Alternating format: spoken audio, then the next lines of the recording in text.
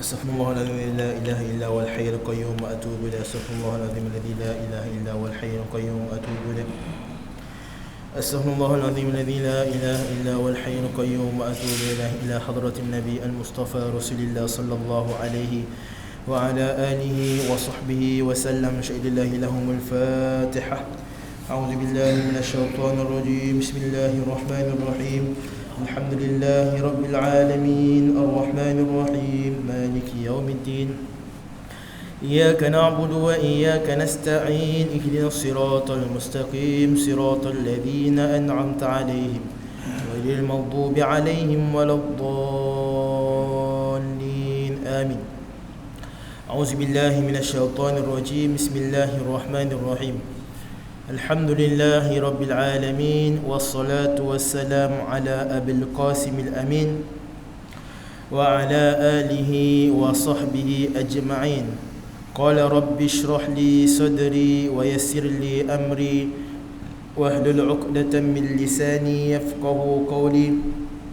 سبحانك لا علم لنا إلا ما علمتنا إنك أنت العليم الحكيم.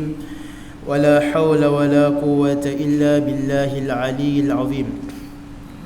اللهم صل وسلم على سيدنا محمد الفاتح لما أغلق والخاتم لما سبق ناصر الحق بالحق والهادي إلى صراطك المستقيم صلى الله عليه وعلى آله وصحبه حق قدره ومقداره العظيم. نوينا التعلم والتعليم والتذكر والتذكير والنفع والانتفاع والإفادة والاستفادة وحث على متمسك بكتاب الله وسنة نبيه والدعاء إلى الهدى والدلالة على الخير ابتغاء وجه الله ومرضاته وقربه وثوابه آمين اللهم آمين. أعوذ بالله من الشيطان الرجيم. بسم الله الرحمن الرحيم.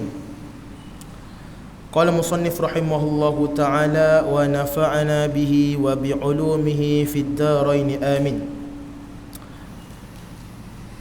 عن أبي هريرة رضي الله عنه وبه إليه قال عن أبي هريرة رضي الله عنه يقول سمعت رسول الله صلى الله عليه وعلى آله وصحبه وسلم يقول سيصيب أمتي داء الأمم. فقالوا يا رسول الله وما داء الأمم؟ قال الأشر والبطر والتكاثر والتشاهن في الدنيا. وفي رواية آخر التناجس في الدنيا والتباغض والتحاسد حتى يكون بغي. أخرجه الحكيم والطبراني. Daripada Abu Hurairah radhiyallahu anhu berkata, aku mendengar Rasulullah sallallahu alaihi wa ala alihi wa sahbihi wasallam bersabda, akan ditimpa kepada umatku akan penyakit umat-umat yang terdahulu. Kami yakni sahabat berkata, ya Rasulullah, apakah penyakit-penyakit umat terdahulu? Sabda Rasulullah sallallahu alaihi wa ala alihi wa sahbihi wasallam, penyakit-penyakit itu adalah terlalu banyak bersukaria, terlalu mewah, mengumpul harta sebanyak mungkin, penipuan dalam merebut harta benda dunia, saling memarahi dan dengki mendengki sehingga menzalimi antara satu sama lain. Atau kama qala sallallahu alaihi wa ala alihi wa sahbihi wasallam. Alhamdulillah, syukur pada Allah Subhanahu wa taala, kita bertemu pada malam ini dalam meneruskan pengajian hadis akhir zaman. Mudah-mudahan Allah Subhanahu wa taala merahmati kita semua, merahmati keluarga kita dan sahabat-sahabat kita insya-Allah taala. Baik, kita teruskan pengajian kita pada hadis yang ke-12. An Abi Hurairah radhiyallahu anhu yaqul. Perawi kita pada malam ini iaitu Abu Hurairah, Sayyidina Abu Hurairah radhiyallahu anhu. Nama sebenar beliau adalah Sayyiduna Abdul Rahman bin Sakhrin yang berasal daripada Yaman dan datang ke Madinah Al-Munawwarah pada tahun 7 Hijrah. Selang 3 tahun ataupun 4 tahun kewafatan Nabi sallallahu alaihi wa ala alihi wa sahbihi wasallam. Beliau antara sahabat yang banyak meriwayatkan hadis Nabi sallallahu alaihi wasallam, walaupun beliau bersama dengan Nabi 3 ataupun 4 tahun, tetapi beliau digolongkan sebagai perawi yang paling banyak meriwayatkan hadis Nabi SAW, iaitu 5,374 hadis yang beliau meriwayatkan daripada Rasulullah sallallahu alaihi wa ala alihi wa sahbihi wasallam. Nama sebenar beliau adalah Abdul Rahman bin Sakhrin, tetapi gelarannya Abu Hurairah. Dikisahkan kerana apa digelarkan sebagai Abu Hurairah. Pada suatu hari Abu Hurairah radhiyallahu anhu memegang kucing. Beliau ni tersangat suka kepada kucing. Dan pada satu hari beliau memegang seekor anak kucing. Lalu dia nampak Rasulullah sallallahu alaihi wasallam, lalu dia sorokkan anak kucing itu di dalam lengan baju dia. Lalu Rasulullah nampak perbuatan beliau. Lalu Rasulullah sallallahu alaihi wasallam bertanya, "Wahai Sayyidina Abdul Rahman bin Sakhrin, apakah yang ada di dalam lengan baju engkau?" Maka dia pun menjawab, "Ada anak kucing ya Rasulullah." Maka sahabat itu digelarkan akan Nabi sallallahu alaihi wasallam sebagai ya Aba Hurairah. Jadi dalam bahasa Arab, kucing iaitu kitun, anak kucing dipanggil sebagai hirun. Jadi jamak kepada hirun iaitu Hurairah. Jadi Sayyidina Abdul Rahman bin Sakhrin disebabkan suka kepada kucing, maka digelar oleh Nabi sallallahu alaihi wasallam sebagai Abu Hurairah, bapa kucing. Bapa kepada kucing. Baik, itu sedikit berkenaan dengan Sayyidina Abu Hurairah. Dan beliau adalah ketua bagi Ahlus Suffah. Ketua bagi Ahlus Suffah. Ahlus Suffah ni adalah para sahabat Nabi SAW yang duduk di Masjid Nabawi, yang kerjanya khidmat kepada Nabi dan beribadah kepada Allah Subhanahu wa taala. Dan mereka ini adalah golongan fuqara wal masakin di kalangan muhajirin dan ansar. Mereka ni duduk di Masjid Nabi, dan apa yang Nabi sampaikan, mereka lah yang paling awal dapat maklumat daripada Nabi sallallahu alaihi wasallam, bahkan menjadi pendamping Nabi sallallahu alaihi wasallam 24 jam. Mereka ni sebanyak 70 orang yang diketuai oleh Sayyiduna Abu Hurairah radhiyallahu taala anhu. Baik. Daripada Sayyidina Abu Hurairah radhiyallahu anhu katanya, sami'tu Rasulullah sallallahu alaihi wa ala alihi wa sahbihi wasallam, aku mendengar sabdaan Nabi, sabdaan Rasulullah sallallahu alaihi wa ala alihi wa sahbihi wasallam, sayusibu ummati da'ul umam, akan ditimpa oleh umatku, kata Nabi sallallahu alaihi wasallam, akan penyakit-penyakit umat yang terdahulu. Jadi penyakit-penyakit yang dimasukkan oleh Nabi sallallahu alaihi wasallam bukan penyakit-penyakit zahir, seperti demam, sesama dan sebagainya. Akan tetapi Rasulullah sallallahu alaihi wasallam memaksudkan dengan maksud yang lain.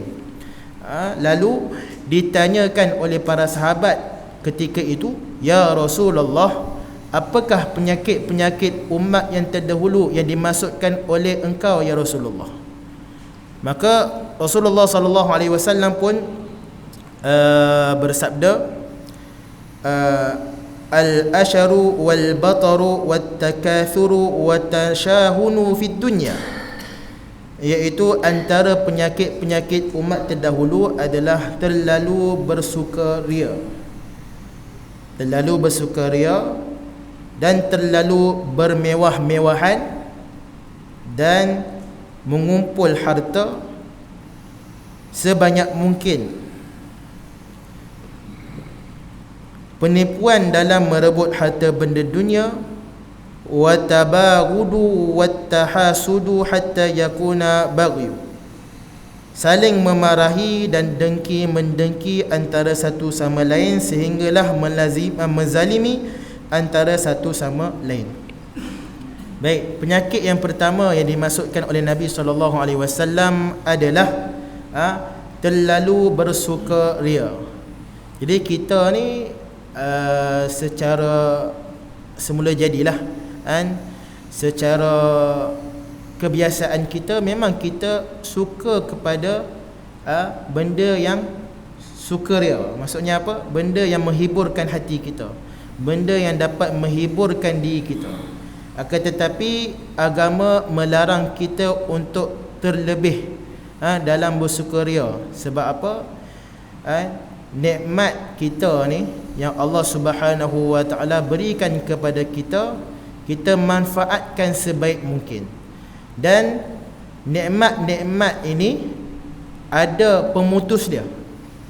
Nikmat tangan, nikmat mata, nikmat kaki, ada yang memutuskan dia. Apa dia? Iaitu mati. Pemutus bagi sekalian nikmat yang Allah Subhanahu wa taala kurniakan kepada kita adalah mati. Jadi kita umat Islam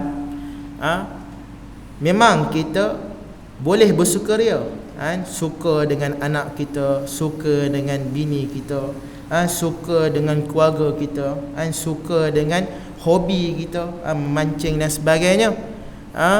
Akan tetapi agama meletakkan had untuk kita. Cara mana kita suka, ada agama yang menghalang kita. Itulah kita. Kita ini hidup dalam syariat, hidup dalam perintah Allah Subhanahu wa taala, perintah hidup dalam sabdaan Nabi sallallahu alaihi wa ala alihi wa sahbihi wasallam. Kata Nabi sallallahu alaihi wasallam, khairul umur awsatuha, sebaik-baik perkara adalah yang pertengahan. Yang pertengahan. Kita tak sedih sangat, kita tak suka sangat, kita tengah-tengah. Bila mana Allah Subhanahu wa taala uji dengan satu ujian kepada kita, kita tak sampai nak koyak baju, sampai nak pukul orang, sampai nak mencederakan diri sendiri dengan musibah yang Allah Subhanahu wa taala berikan kepada kita. Dan kita tidak terlampau suka apabila kita diberi nikmat oleh Allah Subhanahu wa taala dengan kekayaannya, dengan anak cermelangnya dan sebagainya. Tidak menunjuk-nunjuk kepada orang, tidak menceritakan nikmat yang kita dapat kepada orang lain, walaupun Allah Subhanahu wa taala perintahkan kepada kita. Firman Allah Subhanahu wa taala, fa amma bi ni'mati rabbika fahaddits, apabila engkau diberi nikmat oleh Tuhan engkau, maka engkau harus berbicara akan nikmat yang Allah Subhanahu wa taala kurniakan kepada engkau. Ya, tahadduts bi ni'mah, iaitu kita menzahirkan kesyukuran nikmat Allah Subhanahu wa taala, tak ada masalah. Tetapi bukan niat untuk menunjuk, bukan niat untuk kita nak megah-megah, bukan niat untuk kita nak merendah-rendahkan orang lain. Itu tak apa. Itu sifat yang pertama, yang mana kita ini berjangkit dengan penyakit-penyakit umat yang terdahulu. Antaranya adalah umat-umat yang terdahulu yang terlampau sangat sukaria adalah Allahumma salli ala sayyidina Muhammad, kaum Nabi Lut. Kaum Nabi Lut, mereka bersukaria sampaikan mereka telah melanggar syariat Islam, iaitu mereka berhubung antara sejenis. Jadi itu sukaria, mendahulukan nafsu daripada syariat, mendahulukan hawa nafsu mereka daripada perintah Nabi Lut alaihi salam, melampiaskan nafsu mereka, menunaikan kehendak-kehendak mereka. Itu suka sangat. Jangan kita sedih sangat seperti mana orang kafir apabila Arab jahiliah dahulu, apabila salah seorang keluarga mereka meninggal, mereka sampai koyakkan baju, sampai tarik rambut mereka, sampai mencederakan diri sendiri. Seperti mana Syiah, mereka menyambut ketika mana hari Ashura, mereka mencederakan diri sendiri. Sebab apa? Nak merasa pengorbanan Sayyidina Husain alaihi salam, Sayyidina Husain radhiyallahu taala anhu. Nak merasakan perjuangan mereka dengan mencederakan diri sendiri. Itu Islam larang. Mencederakan diri sendiri, sebab badan kita ni Allah Subhanahu wa taala kurniakan kepada kita.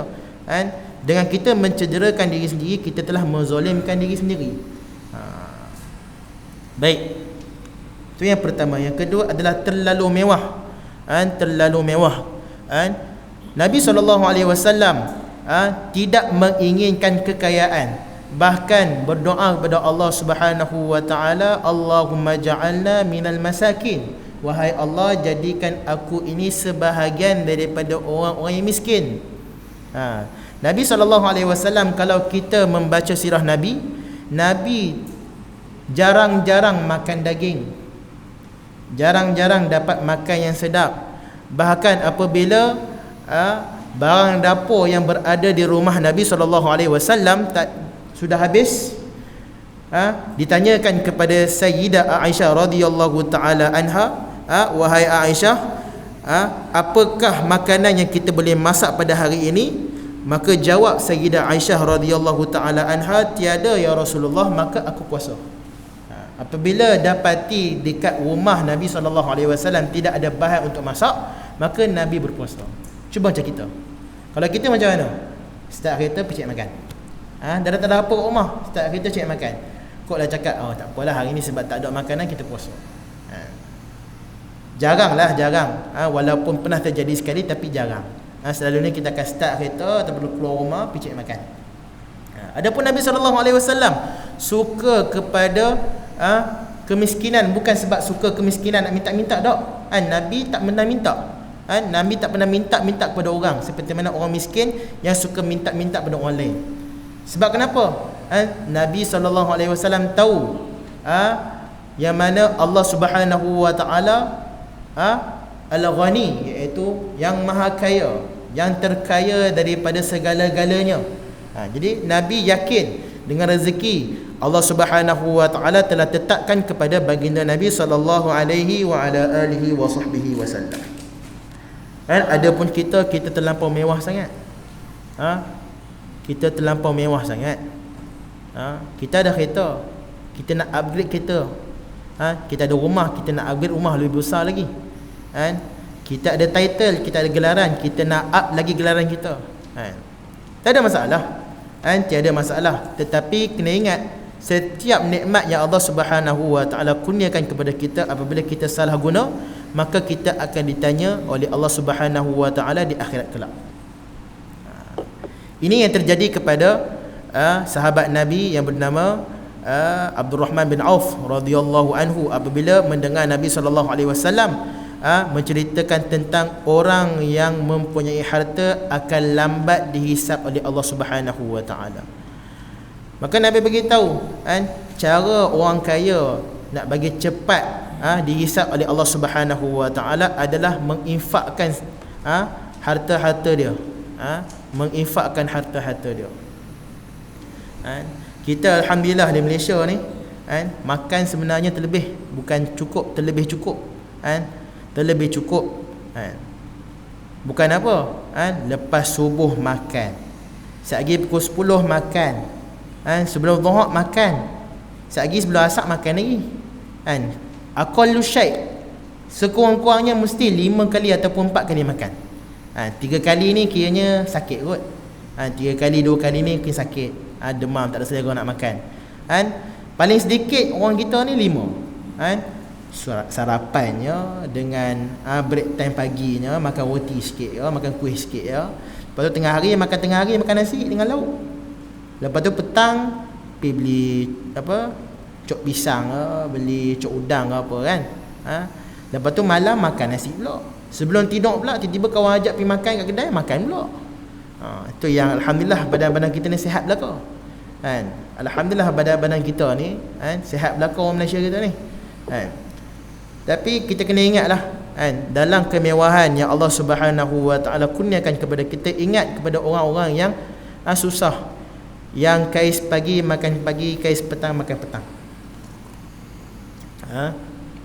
Dalam kita diberi nikmat oleh Allah Subhanahu wa taala dengan kekayaan, dengan kekenyangan dan sebagainya, ingatlah kepada orang-orang yang susah, yang susah mencari rezeki, yang susah mencari satu butir nasi, susah untuk mencari makanan.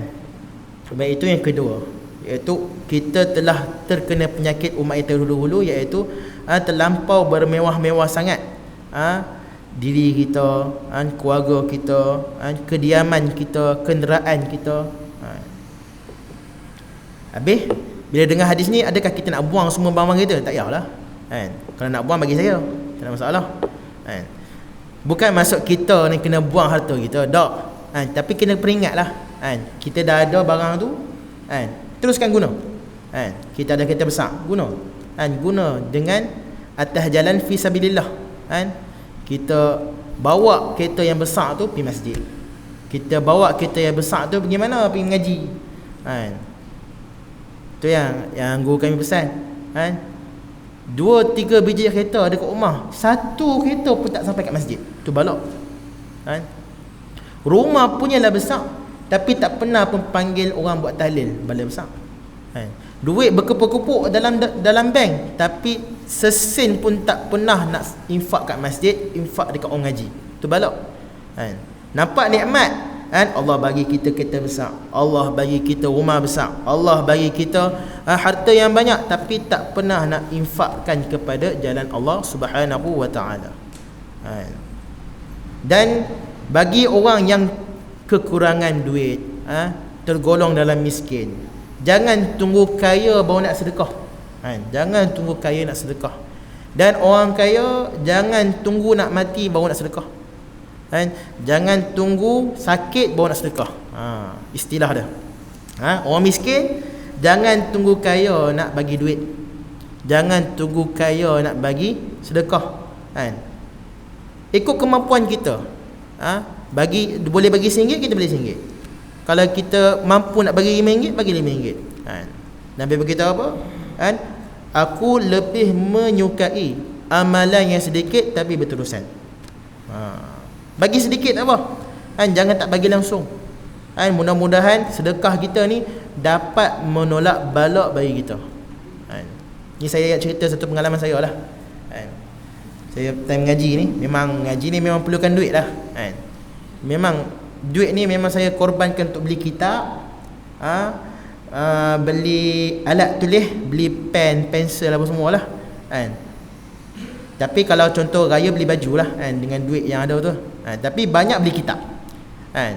Kitab ni kadang-kadang satu kitab tu kadang berjilid, 4 jilid, 5 jilid, harga bukan puluh ringgit. Kadang 100 lebih, kadang 200, ikut pengeluaran tu siapa dia.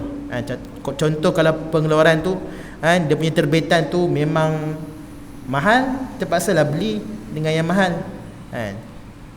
Mahal tu sebab apa? Sebab tulisan dia cantik, senang nak tulis dekat dalam kitab. Nak cerita kan, dan tu memang saya tak ada duit.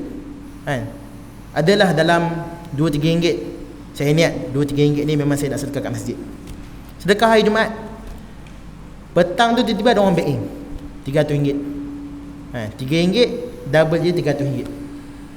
Orang tu cakap tak apa, RM300 ni saya sedekah untuk ustaz mengaji. Alhamdulillah. Sedekah ni, kalau cerita kat orang lain pun, orang lain yang pernah sedekah ni, dia akan merasa balasannya Allah Subhanahu wa taala.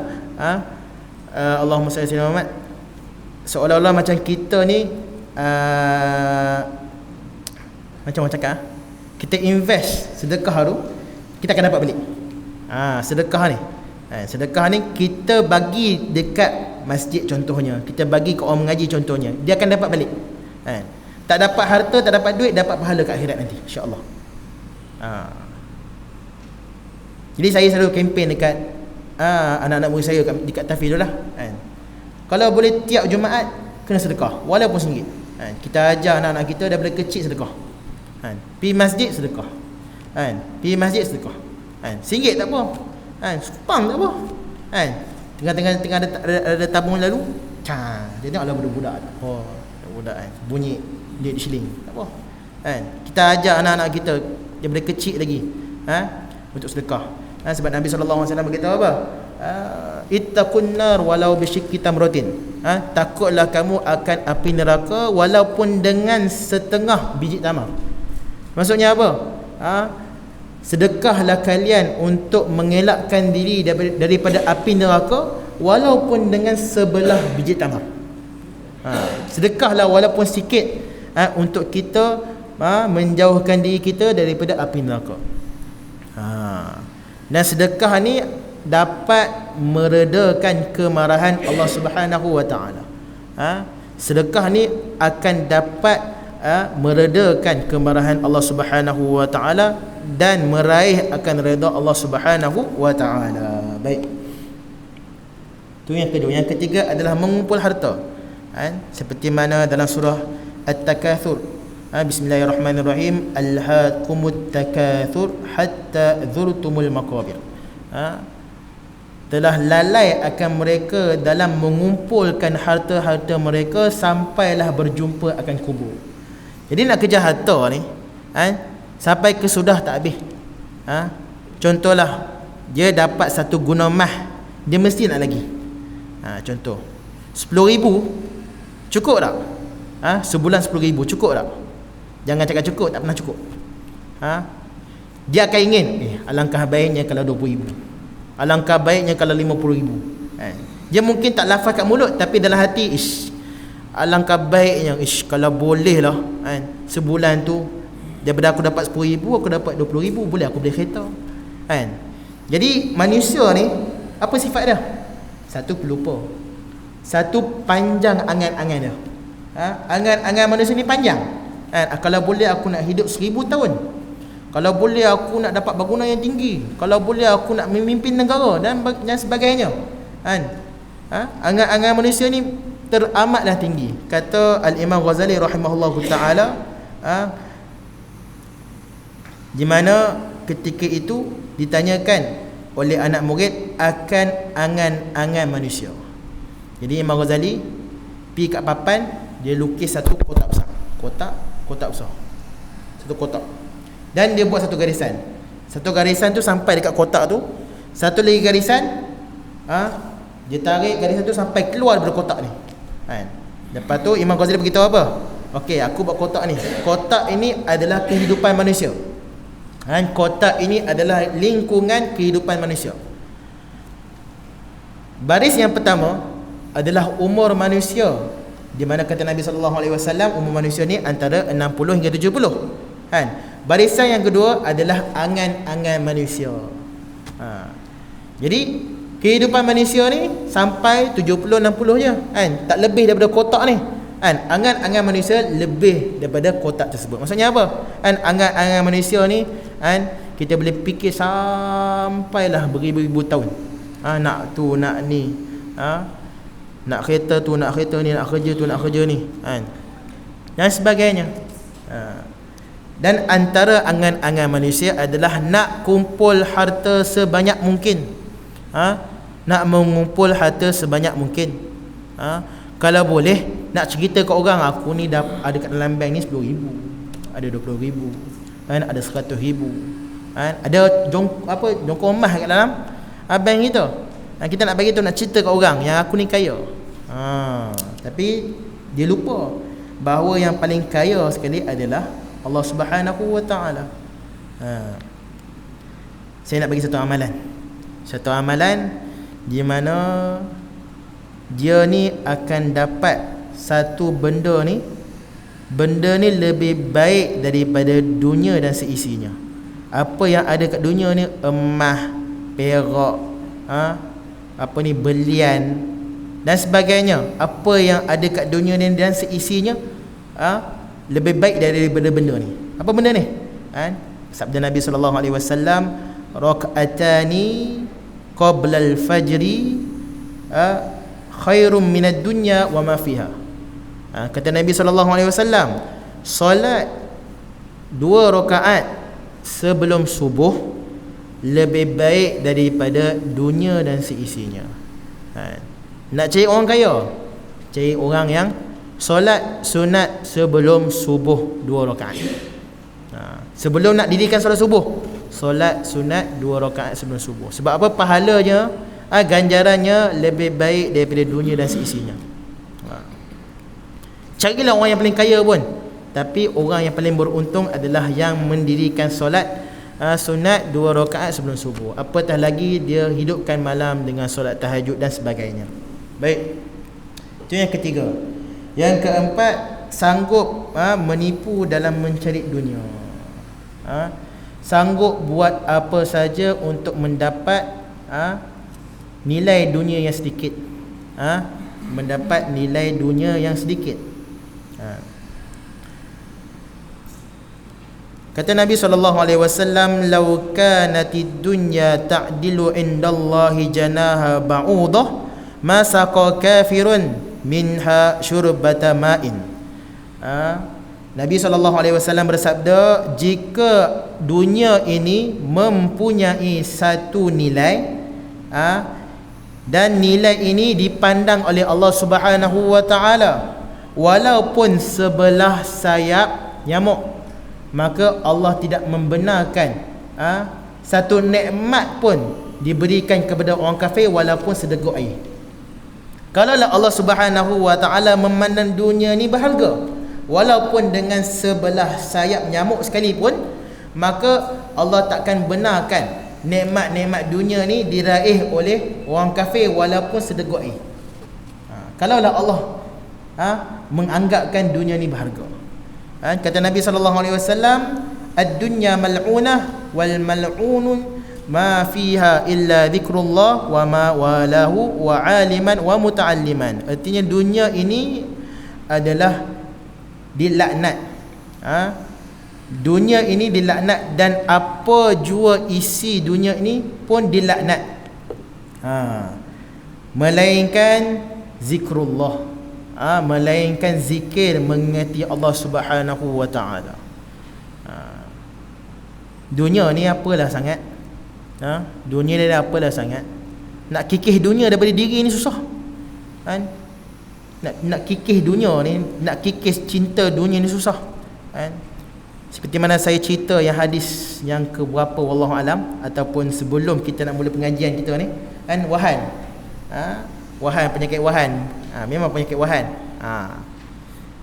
Jadi penyakit COVID-19 pun berasal daripada Wuhan. Tapi Wuhan tu tak bahaya lagi. Yang paling bahaya adalah Wuhan. Waw ha nun, Wuhan, iaitu penyakit cinta dunia dan benci mati. Itu saya beritahu. Angan manusia ni panjang. Bila mana angan manusia ni panjang, dia benci mati. Sebab dia mengharapkan, aku ni 1000 tahun aku hidup. 1000 tahun aku hidup. Jadi bila mana dia impikan hidup yang lama, dia benci mati. Dia nak kaut harta-harta benda kat dunia ni. Nampak bernilai, tapi tak ada nilai langsung di sisi Allah Subhanahu wa taala. Kata Nabi SAW, "Ad-dunya sijnul mu'min wa jannatul kafir." Dunia ini adalah penjara bagi orang Islam, penjara bagi orang mukmin, dan syurga bagi orang kafir. Cuba bayangkan, dalam syurga, apa yang kita nak, dengan petik jari je kita nak ayam, pak depan mata kita. Kita nak makanan yang kita suka, pak depan mata kita. Kat dunia, kita nak makan, kena masak. Nak beli rumah, kena cari duit. Nak beli kereta, kena ada duit. Dunia ni susah, penat. Itulah kalau orang yang cerdik, dia fikir, dia cakap, alangkah bodohnya bagi orang yang cari dunia. Sebab apa? Sebab apa yang bodoh sangat cari dunia? Sebab apa? Dia cari dunia, dia tension. Dapat benda tu, habis duit, tension. Benda tu rosak, dia pun tension juga. Cari duit, dah tension dah. Penat. Dah dapat duit, beli barang kita nak, duit pula tak ada, tension pula. Bila mana kita guna barang tu rosak pula, lagi tension. Jadi kalau kita fikirlah, fikir elok kan. Sebenarnya bodoh orang yang cari dunia ni. Bodoh sangat bagi orang yang cari dunia. Bukan saya cakap tak boleh cari dunia, Maksudnya orang yang terlampau sangat cari dunia ni, sampai tak kenal masjid, tak kenal mengaji, tak kenal Quran, tak kenal hadis Nabi SAW, tak kenal ustaz-ustaz yang mengajar, tak kenal ulama. Tu yang balak. Dia cari dunia tapi kenal agama tak ada masalah. Dia selari. Dunia pun ada, akhirat pun ada. Dunia tak rugi, akhirat pun tak rugi. Baik, seterusnya yang kelima adalah marah. Kata Nabi SAW, laisa syadidu bisur'ah, innama syadidul ladhi yamliku nafsahu indal ghadab. Kata Nabi SAW, tidaklah orang yang kuat itu dia pandai bergusti, dia pandai wrestling, dia pandai tumbuk orang, dan sebagainya.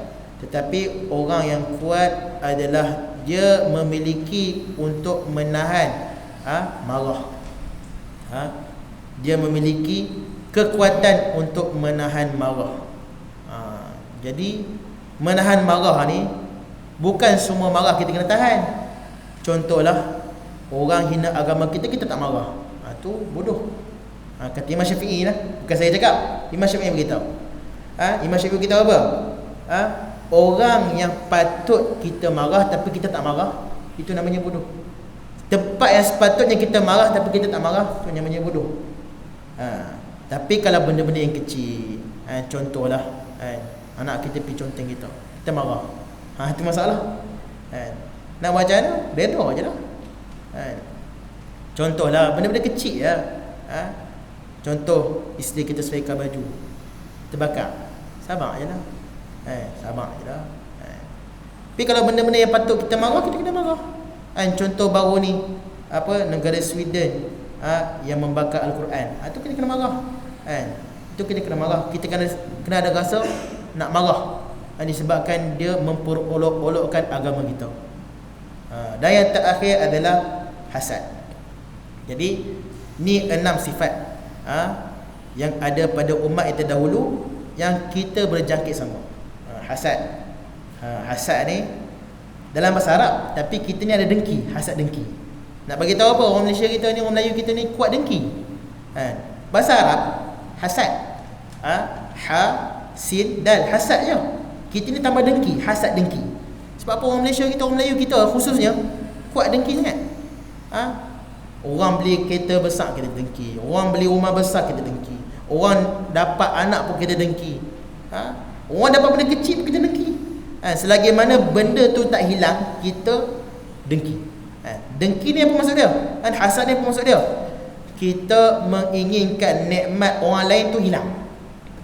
Itu maksud dengki. Itu maksud hasad. Kita menginginkan nikmat yang Allah Subhanahu Wa Taala kurniakan kepada dia hilang. Itu dengki. Bukan dengan lafaz je, dengan hati kita pun. Kalau kita rasa dengki, kita nampak anak jiran sebelah dapat keputusan yang baik dalam peperiksaan, kita dengki. Kata Nabi SAW, iyyakum wal hasada fa innal hasada ya'kulul hasanati kama ya'kulun naru hatab. Berjaga-jagalah kalian akan hasad dengki, kerana hasad dengki inilah yang memakan akan kebaikan-kebaikan kita seperti api yang memakan kayu. Dengki ni, hasad dengki ni menghapuskan segala amalan-amalan kita. Seperti mana ngumpat ni, mengumpat orang, mengumpat orang. Kita mengumpat orang ni seolah-olah macam kita makan daging saudara kita sendiri, dan dapat menghapuskan segala kebaikan-kebaikan kita. Bukan dihapuskan, dipindahkan akan kebaikan-kebaikan kita, pahala-pahala kita kepada orang yang kita ngumpat, dan dosa-dosa dia kita tanggung. Adapun hasad dengki, kita membakarkan kebaikan-kebaikan kita, pahala-pahala kita seumpama api yang memakan kayu. Tapi kena ingat, dalam hasad dengki ni ada satu dengki di mana dipanggil sebagai al-ghibtah. Al-ghibtah, di mana kita berasa dengan orang yang ada nikmat, tapi pada masa yang sama kita usaha nak benda tu. Kata Nabi SAW, tidak ada satu hasad yang boleh kita hasad melainkan dua perkara. Yang pertama, kita hasad kepada orang yang dikurniakan harta oleh Allah Subhanahu wa taala yang banyak, dan harta yang dia ada tu dia infakkan untuk jalan Allah Subhanahu wa taala.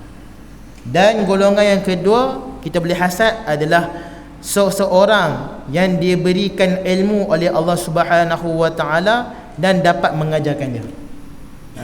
Ilmu dia banyak, dia dapat mengajar kepada orang lain. Hasad tapi pada masa yang sama dia usaha. Nampak orang tu kaya, aku nak usaha jadi kaya, nak sedekah macam dia. Nampak orang yang berilmu, aku nak jadi macam dia, mengaji sampaikan aku boleh sampai kepada orang lain. Baik, kesimpulannya, Allahumma salli ala sayyidina Muhammad. Ubat dia apa? Ubat dia, kalau ubat bagi sukaria adalah mati. Sebab mati adalah benda yang dapat memotongkan segala nikmat-nikmat kita. Yang kedua, terlalu mewah, kita ingat di mana orang yang lebih susah daripada kita. Yang ketiga, mengumpul harta. Mengumpul harta ni, ubat dia apa?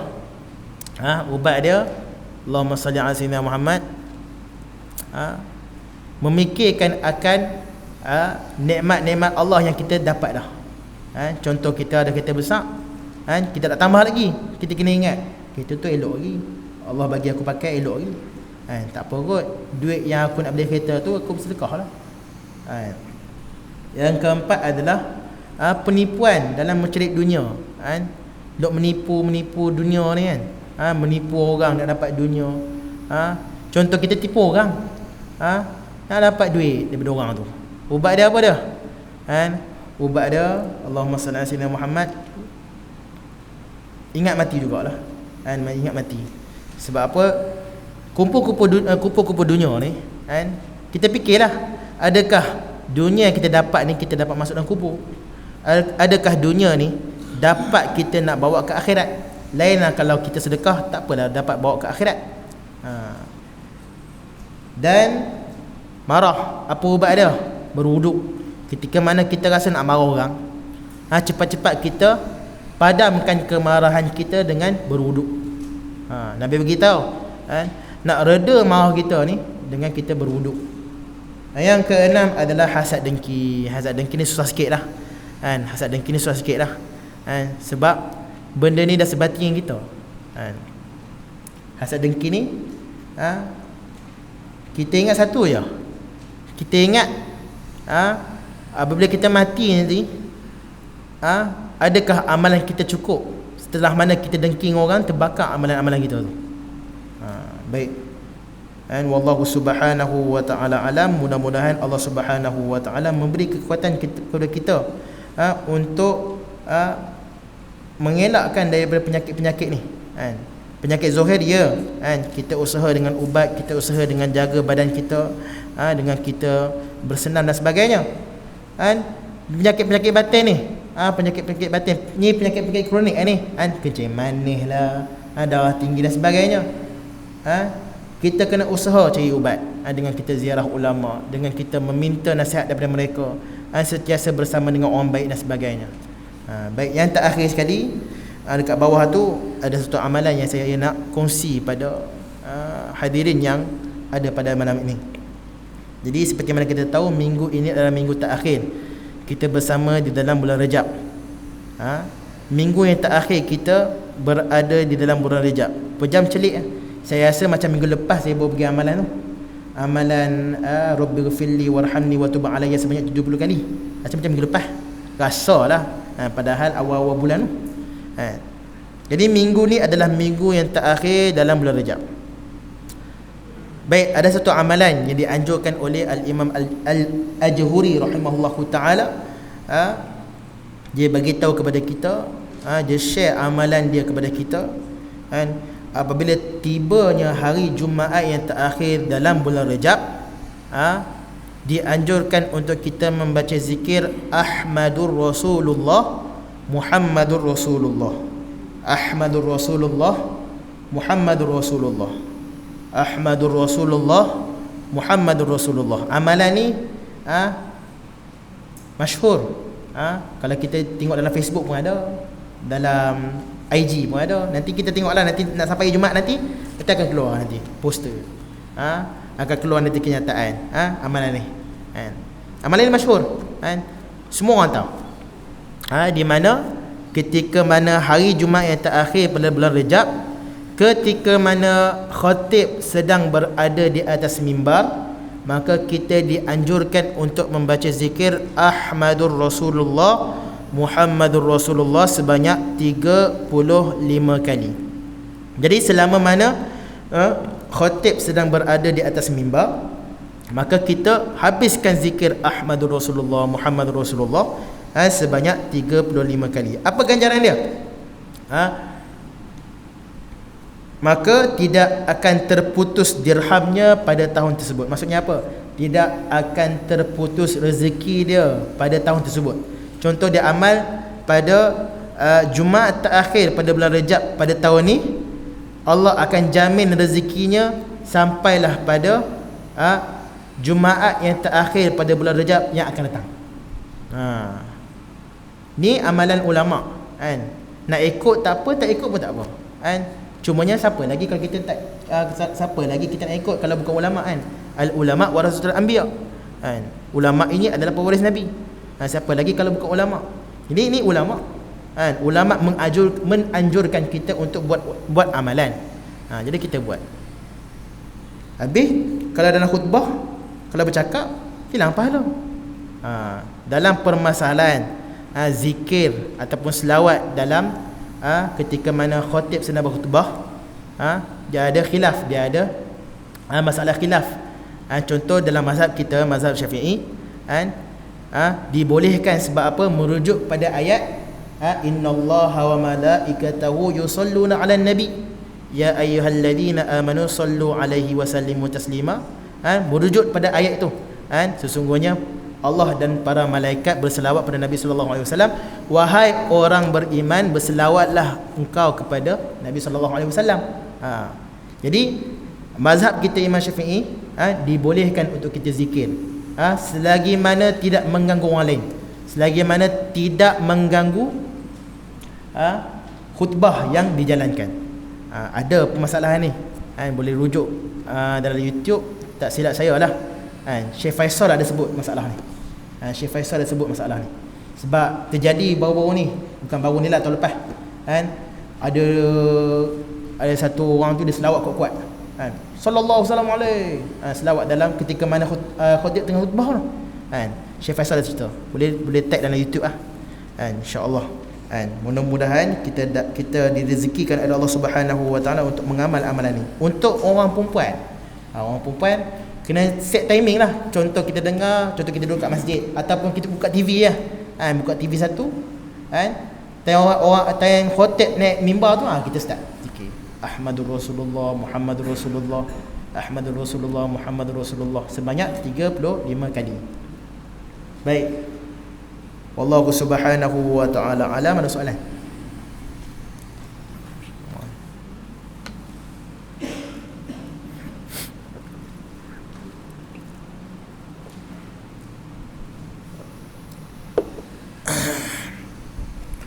والله سبحانه وتعالى علم. الفاتحة. أعوذ بالله من الشيطان الرجيم. بسم الله الرحمن الرحيم.